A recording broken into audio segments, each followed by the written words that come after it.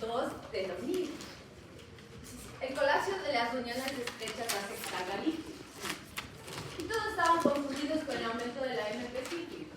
Hablamos de la AMP cíclico, pero en el carbúnculo todavía hay ninguna diarrea. Cuando veamos otras diarreas les voy a enseñar que sí, el AMP cíclico está involucrado en la salida de líquido, de intraleche, por eso se produce diarreas. Pero hasta ahorita no hemos visto ninguna diarrea que sea motivo por el aumento de la AMP cíclico.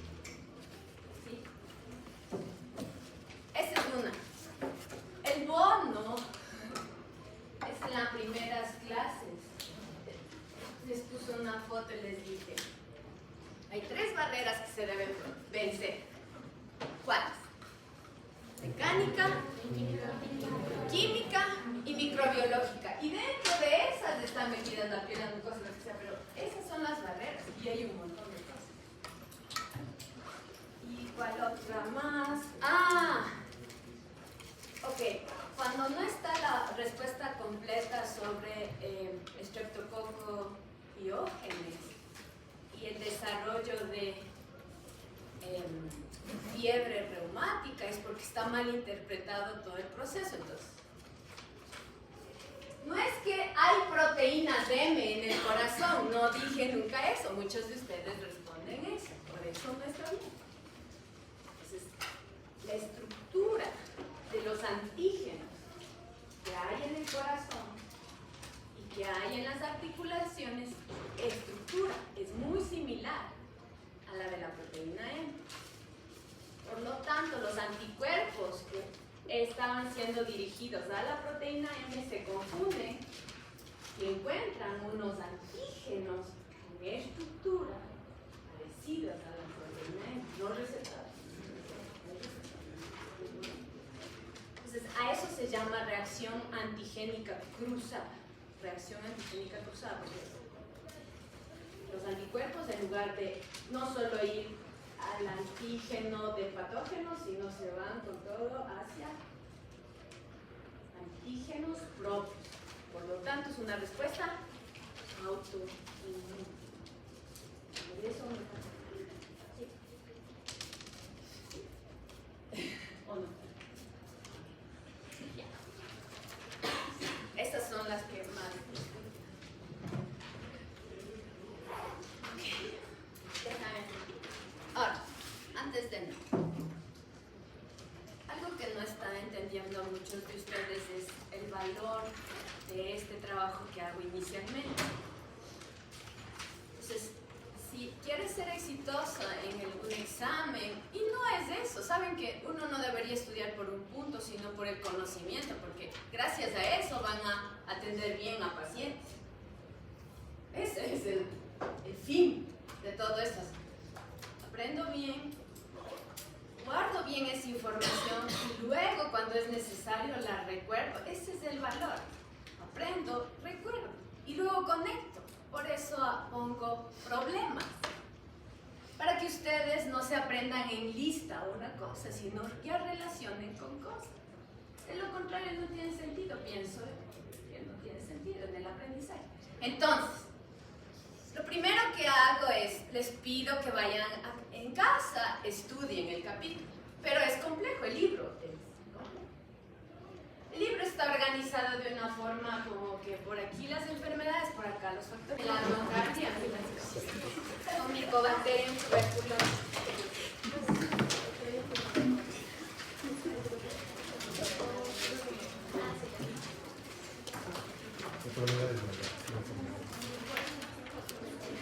A estas dos bacterias se les estudia juntas porque suelen causar enfermedades muy parecidas. Sobre todo si se trata de enfermedades pulmonares, son cavidades de esas enfermedades.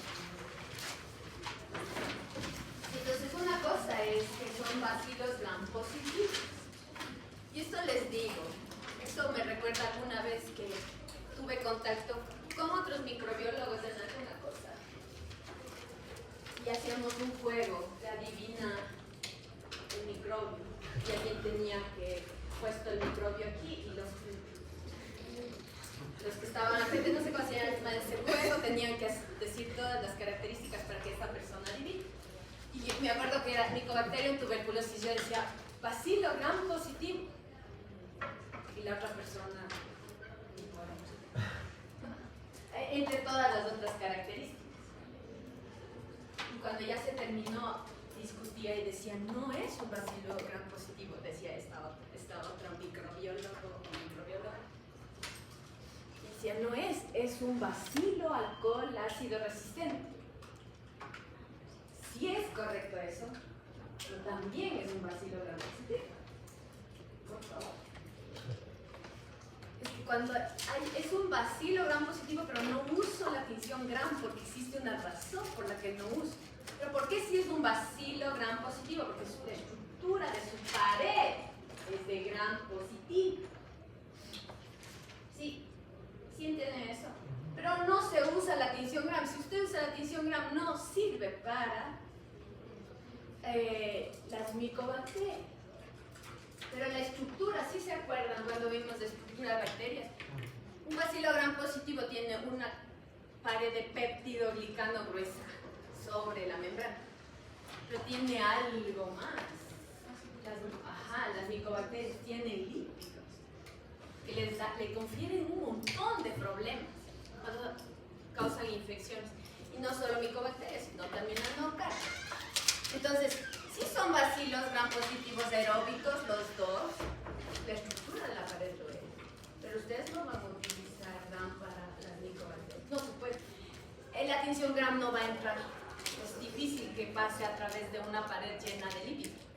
No va a entrar, por eso cuando ustedes estén en el laboratorio van a usar otro método para teñir, que requiere calentar la placa para que se derritan y luego meter unas sustancias ácidas y luego decolorar, más bien, decolorar con sustancias ácidas, pero eso lo van a aprender en clases. Sí. No solo para que tengan en cuenta y luego no estén quedando mal. Ok. Hay un detalle que puede diferenciar y tal vez en alguno de los enunciados de mis exámenes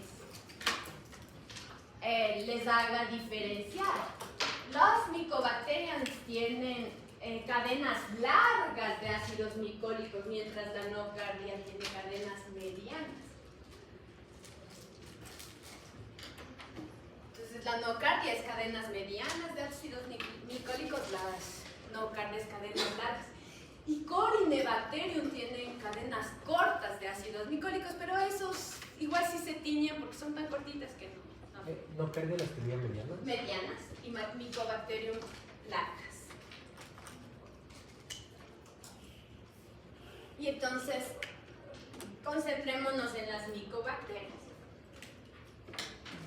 El hecho de que esa pared tenga adicionalmente a péptido glicano, tiene una capa compleja de lípidos llamados ácidos micólicos y también otros carbohidratos.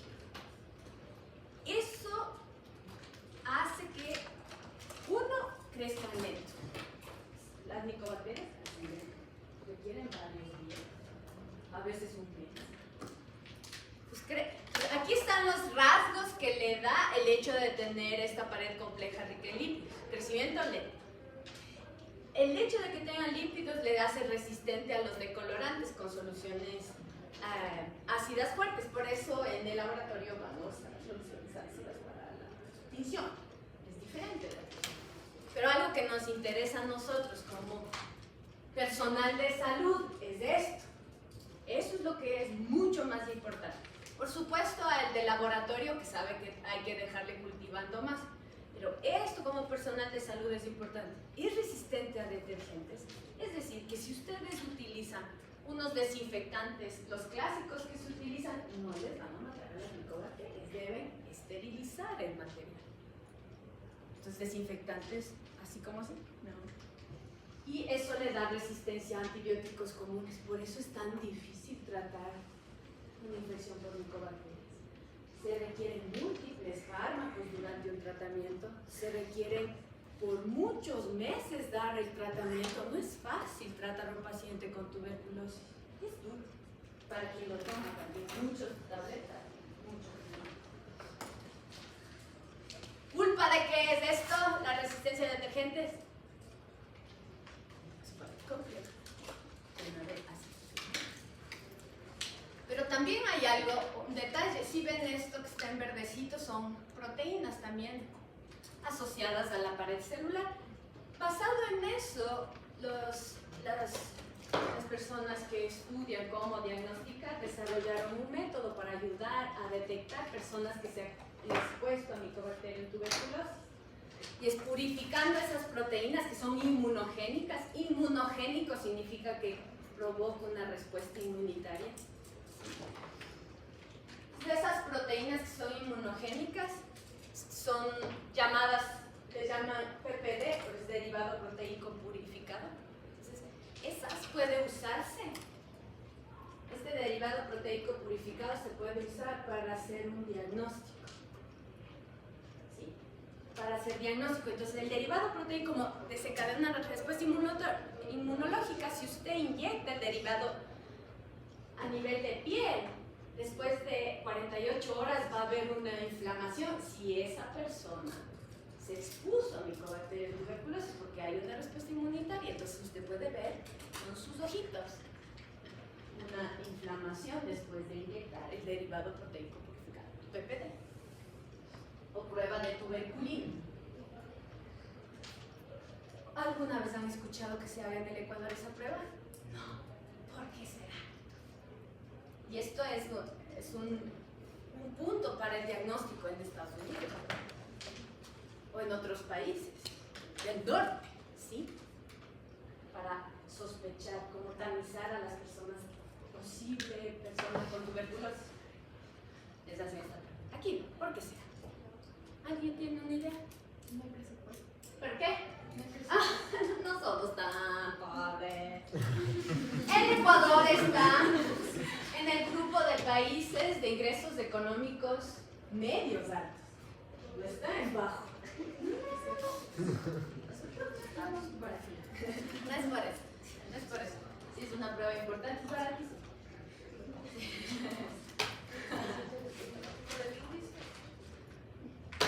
¿Saben qué significa esta lesión? La BCG, toditos. Si no nacieron de padres antivacunas, a toditos antes de salir del hospital, a toditos nos mandaron antes de salir del hospital, sin que nos pregunten. BCG. Eso significa que estamos expuestos a un Mycobacterium que no es tuberculosis, sino bovis. ¿Sí? La BCG está hecho a base de Mycobacterium bovis. Pero ya hay un antígeno, entonces si me hacen la prueba de PPD a mí ahorita, alguien va a decir, ¿usted se ha expuesto a Mycobacterium? Sí, es que me vacunaron, vengo del Ecuador. Sí, a muchas personas les hace esa prueba en los países donde les vacunan, en los países del norte, donde no hay vacunación. Dice, posible paciente con tuberculosis, no, tengo una vacuna. ¿Y por qué no les vacunan en Estados Unidos? A nosotros sí, porque estamos expuestos muy frecuentemente a este microbio. En los países con mejores recursos económicos, con un sistema de salud mejor, hay menos exposición, entonces.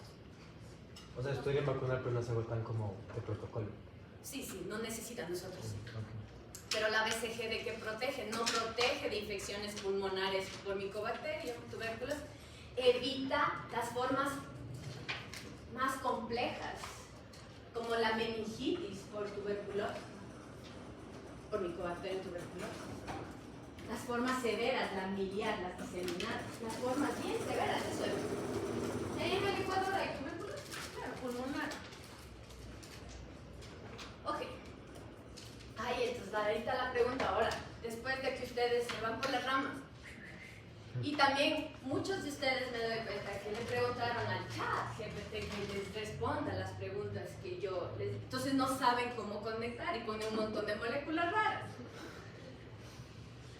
Entonces ahora sí vas a ver cómo se evita la fusión del fagosoma con el lisosoma. Entonces, ¿qué tenía la bacteria? ácidos micólicos, ¿no es cierto? Y hay uno particular que es una arabino manano, que es dentro de este grupo de los arabinogalactanos, este manlam. Este lipoarabino manano. ¿Sí? Es un componente de la pared celular de las microbias. El lipoarabino manano. Este bloquea a una proteína que es indispensable en la fusión del fagosoma con el lisosoma. ¿Cuál es esa proteína nuestra, de nuestras células, que es indispensable entre otros millones de moléculas? Es este antígeno endosomal A1. El EEA1 es una proteína que está involucrada en la fusión del fagosoma con el lisosoma. Si el lipoarabino manano bloquea la acción del EEA1, ¿qué no pasa? No se funde el lisosoma con el fagosoma. ¿Para qué es importante la fusión del fagosoma con el lisosoma? Una vez que la bacteria es fagocitada, los lisosomas están llenos de enzimas proteolíticas y un montón de sustancias que van a ayudar a degradar todo lo que está en el fagosoma. Si no se funden, entonces la micobacteria se queda como, no me va a destruir. Y sin embargo, hay un mecanismo de destrucción, a pesar de eso. Dentro del fagosoma, ¿no es cierto?, puede activarse un mecanismo que también permite dañar a cualquier cosa que esté ahí adentro, que es las especies reactivas del oxígeno, producir especies reactivas del oxígeno. Entonces, las micobacterias también pueden inhibir a las especies reactivas del oxígeno. Díganme cuáles son especies reactivas del oxígeno.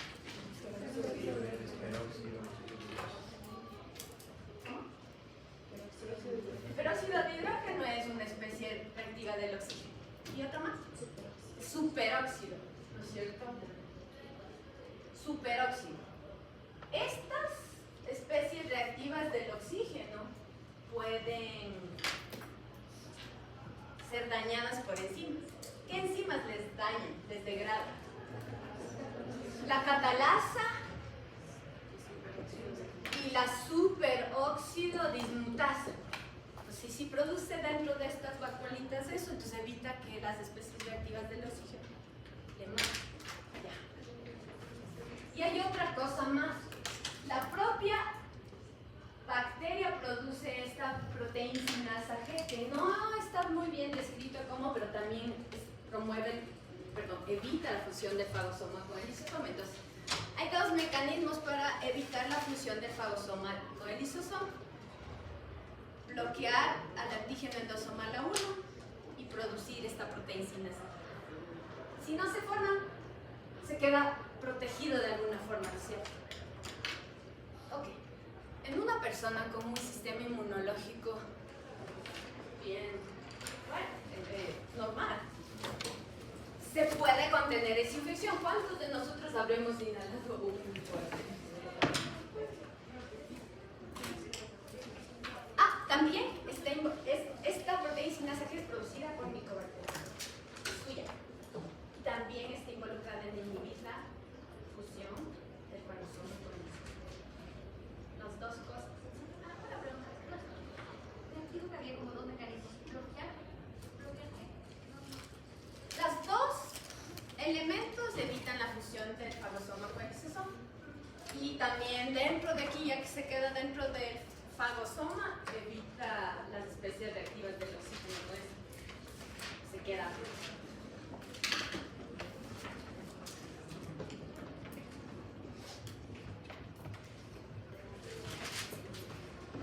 ¿Usted está clarito o no? Ya, entonces hay un mecanismo de evasión. O sea, no entiendo en qué parte entra la proteína sinasa G. Esta, como dije hace un rato, ahí estaba leyendo un documento que no menciona el mecanismo, pero cómo descubrieron que está involucrada en esto, que cuando hacían una micobacteria mutante, gracias por tu pregunta, entonces, una bacteria mutante de esta proteína sinasa solo le mutaban eso y veían que no se formaba el fagolisosoma, es decir, no se saben por dónde es la cosa, pero está involucrada en eso. Su presencia evita la fusión del fagosoma con el lisosoma. Eso. O sea, ya el fagosoma, digamos, produce la proteína sinasa y de ahí ya como que Evita que se fundan los lisosomas con el fagosoma. una vez en el fagosoma. Sí. Una cosa es un fagosoma y otra cosa es un lisosoma. Cuando ocurre la fagocitosis se funde y ahí se forma el fagolisosoma para destruir todo lo que está aquí. Ahora, ¿cómo se forma el granuloma? Y ya se van y luego continuamos esto en la próxima clase. Esto es muy importante. Y por alguna razón una clase me mandé la inmunología en una sola clase para que luego yo no hable en chico. Mycobacterium es una... Y nocardia son bacterias intracelulares. Entonces, cuando hay microbios intracelulares debe montarse una respuesta celular. Las células tienen que matar células infectadas. Aquí está el macrófago, que ya fagocitó las bacterias. Y las bacterias se están defendiendo, ¿no es cierto? No se forma el fagosoma. Y ahora el sistema inmunológico, ¿cómo le matamos? Cuando el macrófago está infectado, produce el macrófago interferón alfa, señal, hay una infección. Y el L2, que es lo que me preguntaban, ¿dónde entra eso? Ahorita les explico. Entonces, el interferón alfa y el IL-12, ¿qué hace? La IL-12 hace algo. La IL-12 actúa sobre las células natural killer y linfocitos T. Y estos devuelven otra señal, interferón gamma. Aquí está, interferón gamma. Interferón. ¿Qué hace el interferón gamma? Activa los macrófagos. Y una vez que se activa, puede fundir el fagosoma con el lisosoma, a pesar de todo eso. Sí. Fusión del fagosoma con el lisosoma. Pero ¿qué más ocurre? La presencia de interferón alfa e IL-12 promueve un proceso inflamatorio. ¿Y la inflamación qué es? Es un montón de cosas. Que haya un montón de células proinflamatorias, que haya más citocinas proinflamatorias, un montón de células. ¿Qué notan ahí? Que empiezan a formarse como un núcleo de células del sistema inmunológico. Primero, los macrófagos. Macrófagos activados son las células epiteloides, no epiteliales. Macrófagos activados, células epiteloides. Cuando las macrófagos, células epiteloides se funden entre ellos, forman las células de Langhans, que no son las de Langerhans. Todo esto conteniendo la infección. ¿Y qué más está aquí? Más células natural killer y linfocitos T para poder destruir a los macrófagos infectados. Se intenta destruir. En condiciones de baja carga bacteriana se puede matar a las bacterias, pero si es demasiado, se queda así el granuloma, las bacterias vivas en el centro, todo conteniendo, pero está conteniendo. Y ya pueden.